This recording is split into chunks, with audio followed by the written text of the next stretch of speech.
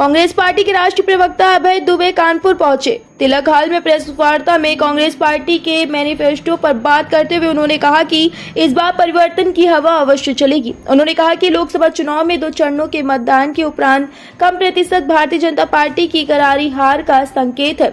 जनता अब केवल विकास और उन्नति चाहती है। कानपुर संसदीय सीट के बारे में अभय दुबे ने कहा कि प्रत्येक वर्ग का मतदाता कांग्रेस पार्टी के प्रत्याशी आलोक मिश्रा के साथ है। वहीं कांग्रेस पार्टी छोड़कर गए लोगों पर तंज करते हुए अभय दुबे ने कहा कि सत्ता के लालची लोग ऐसे थे जो पार्टी पर बोझ बने हुए थे।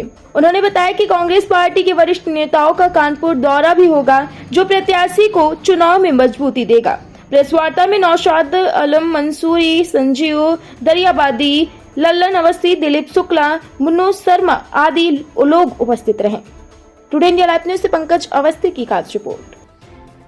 सभी वर्ग हैं, चाहे वो नौजवान हो, चाहे वो जवान हो, चाहे वो बेटियां हो, चाहे वो पहलवान हो या दलित आदिवासी पिछड़े हो, सभी के हकों को रोंद कर मुट्ठी भर धन्ना सेठों को इन सरकारों ने दौलत का प्रवाह उन धन्ना सेठों की तिजोरी की तरफ मोड़ दिया। देश को इस परिस्थिति से बचाने के लिए कांग्रेस पार्टी अपने घोषणा पत्र के कुछ समाधान देश के सामने लेकर आई है। जो देश के सामने प्रमुख 7 चरणों में ये चुनाव है। 2 चरण भारतीय जनता पार्टी की हार हुई है और वो 7 चरण तक बरकरार है। 7 चरण में 7 तरह से सबक सिखा रही है देश की जनता। पहला जो सबक सिखा रही है वो बेरोजगारी के नाम पर। पहले चरण में जो सबक भारतीय जनता पार्टी को सिखाया है वो बेरोजगारी के नाम पर।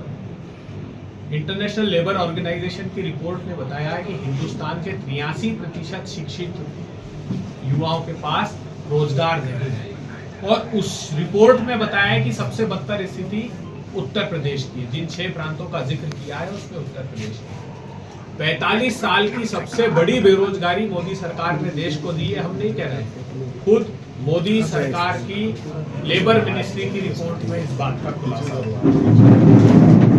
इन बेरोजगार युवाओं को राहत देने के लिए, क्योंकि हमने देखा उत्तर प्रदेश में 10 से अधिक भर्ती परीक्षाओं में घोटाले, 50 लाख युवाओं को तो भी पिछली भर्ती परीक्षा में सफर करना पड़ा, भोगना पड़ा, जिनका भविष्य रोक दिया है। और एकमात्र प्रदेश उत्तर प्रदेश नहीं है। आप गुजरात प्रांत देखोगे तो गुजरात प्रांत में भी जितनी भर्ती परीक्षा हुई है, मैं चुनौती देता हूँ, एक भी भर्ती परीक्षा ऐसी नहीं है। कम से कम मैं देख रहा था कि 2014 के बाद से जितनी भर्ती परीक्षाएं थी, हर भर्ती परीक्षा में स्कैम हुआ है। हरियाणा में भर्ती परीक्षा में घोटाला हुआ, मध्य प्रदेश में भर्ती परीक्षा में घोटाला हुआ, तो युवाओं के भविष्य को रोक दिया। हम लोगों ने तय किया है कि हम पहली नौकरी पक्की अप्रेंटिसशिप एक्ट लेकर आएंगे, जिसमें प्रत्येक डिप्लोमा होल्डर और ग्रेजुएट बच्चे को पहली नौकरी 1 लाख रुपए साल की हम पक्की देंगे। आश्वस्ति देते हैं कि उसकी पहली नौकरी। 30 लाख पद हिंदुस्तान की सरकार में खाली पड़े मोदी सरकार में। 26% पद का खाली होना की गवर्नेंस है ही नहीं। हमने तय किया है कि 30 लाख पदों को हम भर्ती करेंगे और भर्ती परीक्षा के घोटाले से पूरी पारदर्शी व्यवस्था के साथ निजात दिला देंगे।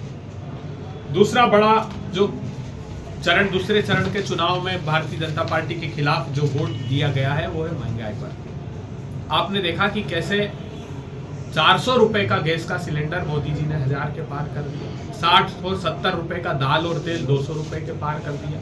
पेट्रोल और डीजल जो 60 और 70 रुपए का था वो 100 रुपए के पार कर दिया। और मैं पूरे प्रमाण के साथ ये बात कहता हूं कि जब इंटरनेशनल मार्केट में क्रूड ऑयल के प्राइस कम हुए, $20 पर बैरल हो गए, तब भी इन्होंने उसका लाभ जनता को नहीं दिया।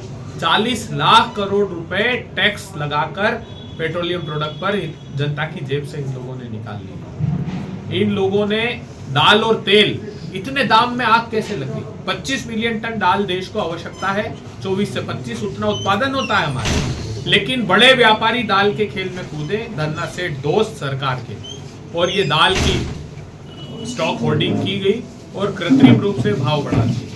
ऑयल सीड्स, प्रधानमंत्री का भाषण सुनिए लाल किले की प्राचीर से। उन्होंने कहा किसान भाइयों, ऑयल सीड्स का उत्पादन बढ़ाओ ताकि मैं खाने का तेल इंपोर्ट ना करा पाऊं।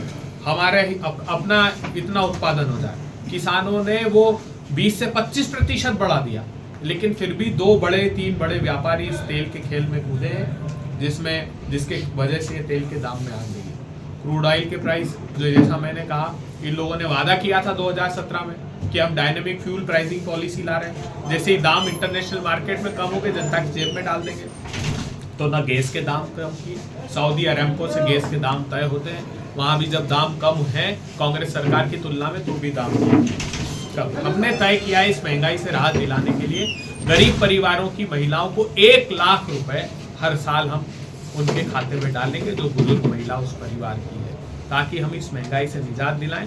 और कांग्रेस पार्टी की जहाँ सरकारें हैं वहाँ पर हमने सीधा पैसा खातों में ट्रांसफर महिलाओं के गरीब परिवारों पे किया है, गैस के दामों को नियंत्रित किया है। तो हम महंगाई पर आक्रमण करेंगे, ये कांग्रेस सरकार वादा करती है। 2 प्रमुख बातें और इसमें हैं, 2-3 प्रमुख बातें। हम किसानों के लिए समर्थन मूल्य की कानूनी गारंटी सत्ता में आते ही तुरंत दे देंगे। किसानों की कर्ज मुक्ति के लिए एक स्थायी आयोग बनाएंगे, ताकि स्थायी रूप से उनकी कर्ज माफी पर काम करते रहें। मोदी सरकार ने खेती की लागत 25,000 रुपए हेक्टेयर तक बढ़ा दी है। वो पेट्रोल डीजल के दाम बढ़ाकर, कीटनाशक पर, कृषि यंत्रों पर, ट्रैक्टर पार्ट्स पर जीएसटी लगाकर 25,000 रुपए हेक्टेयर बढ़ा दी। और किसान को जब दाम नहीं मिल रहे तो वो समर्थन मूल्य का कानून देने को तैयार नहीं है। सुप्रीम कोर्ट में शपथ पत्र दे दिया कि ये हम नहीं ला सकते। तो हमने वादा किया है कि हम सरकार में आते ही किसानों को राहत देंगे।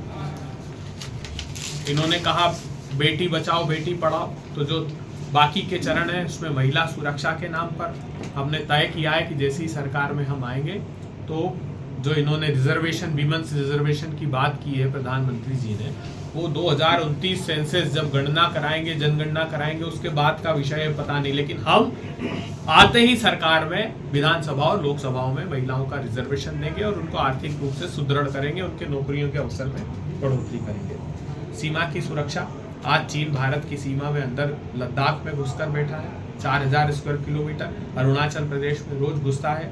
उसने सरहदें व्यापार नहीं की, व्यापार की हदें भी पार कर दी और हमारा एमएसएमई तबाह कर दिया। तो हम आश्वस्ति देते हैं कि भारत माँ की सीमा की अखंडता को और अस्मिता को बरकरार रखेंगे। ये हमने अपने उसमें वादा किया है। आर्थिक नीति जो हम तय करेंगे उसमें एमएसएमई, जो छोटे और मझोले उद्योग हैं, जो हिंदुस्तान की बैकबोन है, उसको सुदृढ़ करेंगे। जो मोदी सरकार